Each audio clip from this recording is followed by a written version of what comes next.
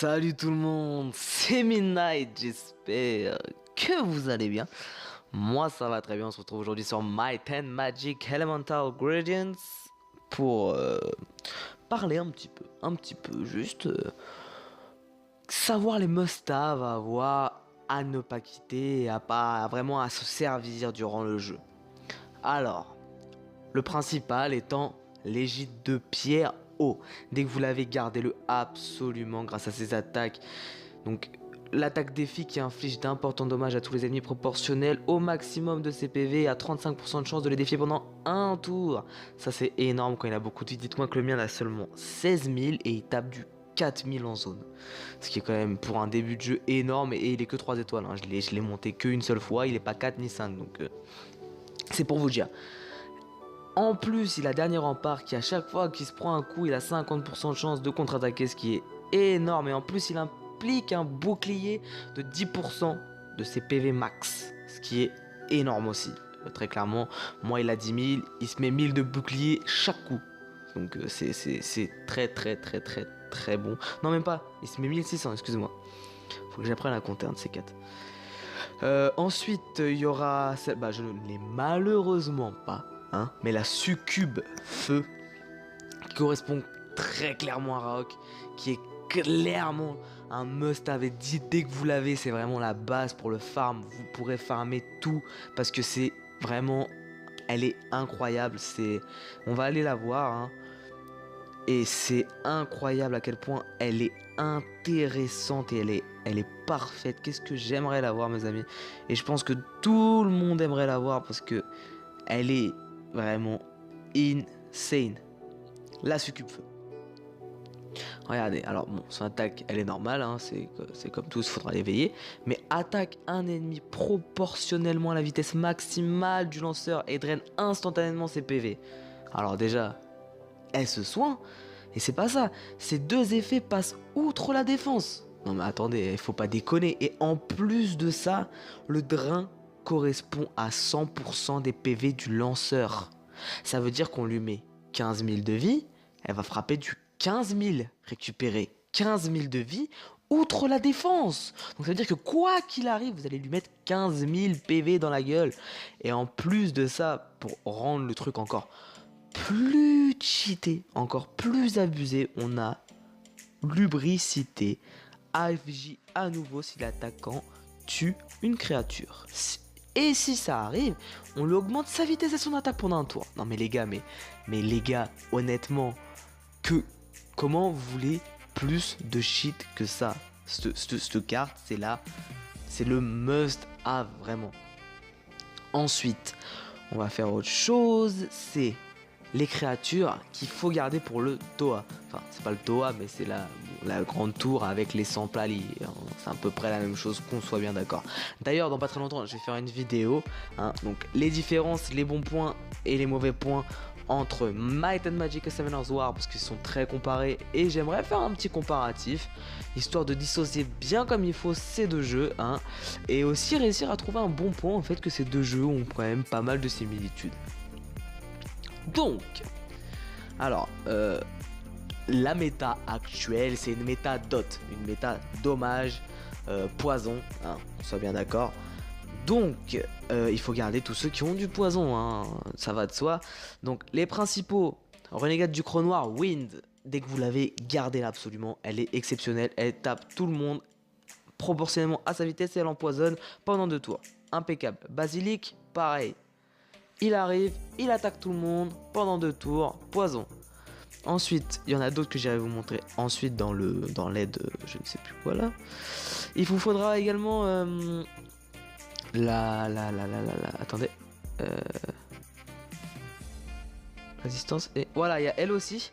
J'étais plus très sûr, mais il y a elle qui est très très bonne aussi, la petite fantôme. Il y a ce fantôme là aussi que je n'ai jamais vu encore en comment ça s'appelle? En combat ou en vidéo. Et pourtant, elle me semble exceptionnelle grâce à Aura Perfide, procure une armure toxique à tous les alliés pendant 3 tours. Est-ce que ça veut dire que pendant 3 tours, dès qu'on se fera taper, on prendra un dot? Ce serait énorme. Ce serait énorme.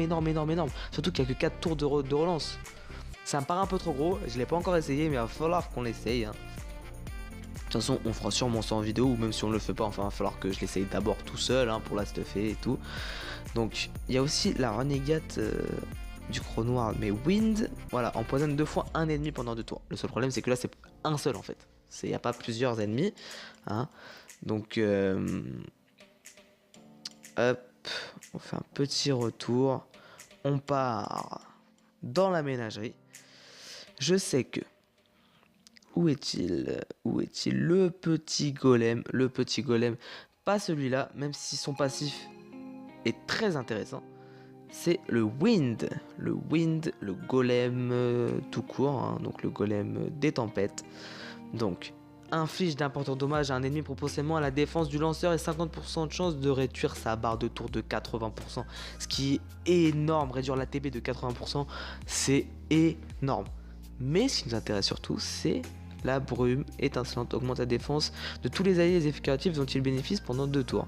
Ah non, mais mince, bah oui, c'est pas celle-là. Je crois que c'est celle-là. Non Ou alors c'était le... Ah non, mais non, excusez-moi. Excusez-moi les amis, j'ai confondu. C'est le tréant. Où est le tréant? Donc il faudra bien évidemment également la nymphe feu. Eau, donc qui nous permet d'aveugler les ennemis, donc ce qui est quand même énorme, et en plus de soins tous les alliés pendant 2 tours de 15%, et ça c'est tous les 3 tours, donc c'est très intéressant parce que c'est rapide. Alors le tréant est ici. Tréant, voilà, il pose le petit dot, augmente la défense de tous les alliés pendant 2 tours, leur procure une armure toxique pendant 2 tours, et leur rend 15% de PV pendant 2 tours. Ultra cheat, bon vous l'avez compris hein. Et racine critique, attaque un ennemi proportionnellement à la défense du renfort et renforce les poisons dont ils sont victimes, qui infligent 125% de dommages supplémentaires et l'empoisonne pendant 2 tours. C'est insane à quel point c'est la combo est incroyable. Hein, qu'on soit bien d'accord, donc c'est pour ça que je vous dis que c'est nécessaire. Donc un conseil, gardez toutes les personnes qui peuvent poser un poison, tout, en fait honnêtement gardez tout le monde. La méta n'est pas encore actuellement posée, que ce soit en arène ou quoi que ce soit. Alors un conseil, gardez tout ce que vous avez. De toute façon je me demande si on n'est pas limité en storage, en créature. Enfin, on dirait pas en tout cas. Donc un conseil, mesdames, messieurs, gardez tout, regardez la place, j'en ai à revendre la place, hein. Gardez tout parce que ça peut vous servir tout le temps ça vous servira, et on sait jamais, imaginez, il y a un petit patch et il y en a une nouvelle que vous venez de supprimer qui est partie. Là le storage est illimité, alors gardez-les. Attendez un petit peu avant d'éveiller vos monstres, avant de les évoluer 4-5 étoiles, parce qu'on sait jamais, ce serait vraiment dommage de supprimer une créature hyper importante. Donc, la vidéo va s'achever, mais avant tout, on va faire un petit pack opening. C'est vrai que j'ai craqué mon portefeuille, hein. J'ai payé, comment ça s'appelle? Sachant que j'ai créé une nouvelle chaîne, je me suis dit que c'était quand même assez intelligent, un petit investissement. J'en ai eu pour 30 euros, c'est comment ça s'appelle? J'ai payé 30 euros et c'est le pack de bonus quotidien en fait. Et bon, on va bien voir ce que c'est. Et puis je me suis dit qu'en fait c'était simplement un jeu gratuit, hein. Donc quoi qu'il arrive, bah on va dire c'est comme s'il avait payé 30 euros. Je pense pas remettre d'argent dans le jeu quand même, hein. On verra plus tard, mais bon, pour l'instant on va bien se calmer. Mais je trouvais ça intéressant, une pierre spirituelle légendaire, donc qui correspond à un vélin. J'ai 14 pierres normales et j'ai 120 pièces par jour pendant 15 jours, donc qui représente à peu près 1500. Donc on va dire je pourrais refaire encore 2 fois, en gros à peu près 18 vélins. Donc on va commencer, hein, parce que qu'on le veuille ou non, je suis assez motivé. On va mettre un peu de son, vous l'entendrez sûrement pas, mais c'est pour le plaisir, c'est pour moi. Hop, pas d'étincelle. Le jeune phénix. La défense du lanceur augmente quand il est... Ah, ouais, ok, celle-là je connaissais déjà. Et attaque proportionnellement à la défense du lanceur. 70% d'aveugler l'ennemi qui a alors 50% de raté. Ouais, ça c'est pas mauvais. C'est pas mauvais, mais bon, je pense qu'il y a mieux. Pas d'étincelle, toujours. Le Griffono Wind. Attaque tous les ennemis et augmente la probabilité de subir une attaque critique pendant 2 tours. Ça c'est bien parce que c'est sur tous les ennemis. Et attaque un ennemi en cas de critique et est étourdi. Bon, les 2 attaques vont bien ensemble, mais bon. Je pense pas que ce sera vraiment le top. Égide, oh. Attaque tous les ennemis à la défense de lanceur et réduit leur barre. Ça c'est pas mauvais. Négatif, augmente sa défense et immunise. Ah, ça c'est chiant parce que c'est qu'un seul allié. Donc celui-là, je pense aussi qu'il n'est pas très intéressant. Étincelle, les amis. Et le samouraï Bunraku. Oh. Attaque ennemi et draine ses PV à hauteur de 50% de l'attaque du lanceur. Et les cibles ne peuvent plus bénéficier d'effets curatifs. Attaque un ennemi et draine ses PV à 50%. À hauteur de 50% de l'attaque du lanceur. Donc lui, faudrait que je le mette full attaque. Faudrait voir, à voir. Il attaque tous les ennemis, 60% de chance de réduire de 50%. Oh, oh, oh, oh, oh, oh, il est très sympa. Il est très cool. Honnêtement, très sympa. Sentinelle des runes. On espère avoir des gens qui peuvent poser des dots quand même. Ah, j'ai pas lu la sentinelle. Jeune licorne, dissipe tous les effets, lui donne un avantage élémentaire, ok. Et attaque tous les ennemis, 50% de chance de les ralentir. Bon. C'est pas exceptionnel. J'aimerais encore une autre petite étincelle dans ces V1 là. Ça me plairait. Renégade du Crâne Noir. Attaque ennemi, 75% de réduire au silence. Et à la hauteur. Ouf, ouf. Je suis pas fan. Pour moi, la R est la meilleure. Encore pas d'étincelle. La sentinelle des runes feu. Applique un 300 PV plus une valeur proportionnelle à sa défense. Ok. Et défie toutes les créatures et réduit leur attaque pendant un tour. Ouais, c'est nul. Honnêtement, alors lui, il est vraiment mauvais. Allez, une dernière petite étincelle pour le plaisir. Oui, le golem miniature. Vent. C'est celui-là que je voulais. Parfait. Parfait. Ah, putain, c'est vraiment cool. Je suis vraiment content, là. Ah, c'est bien, les gars, c'est bien. Là, une petite étincelle. Ah, ça veut pas. Ah, la nymphe herbe, c'est la première du jeu.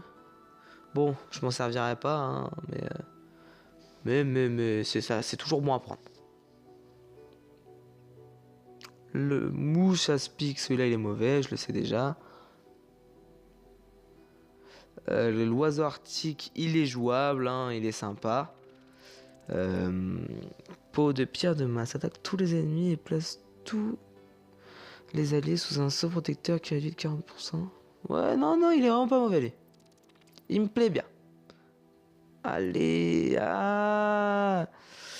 Fantôme vent. Inflige des dommages modérés à tous les ennemis, dissipe un effet positif. Ok.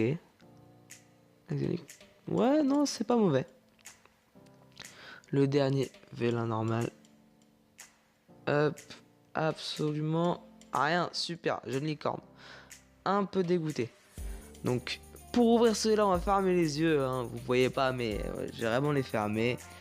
Histoire d'essayer, espérer avoir une bonne surprise. J'ai un peu peur quand même. Alors, le jeune sphinx. R. Enfin, plante. Inflige dommages modérés à tous les ennemis et augmente de 2. C'est pas mauvais. Et inflige d'importants dommages proportionnellement à la vitesse du lanceur. 50% de chance de frapper et de le mettre en confusion. Donc voilà. C'est à peu près tout. Bon, on n'aura pas eu quelque chose de flamboyant dans les... Ah oui. Temps restant 3 mois. Ah oui, avant de... Donc on n'aura pas eu quelque chose de flamboyant dans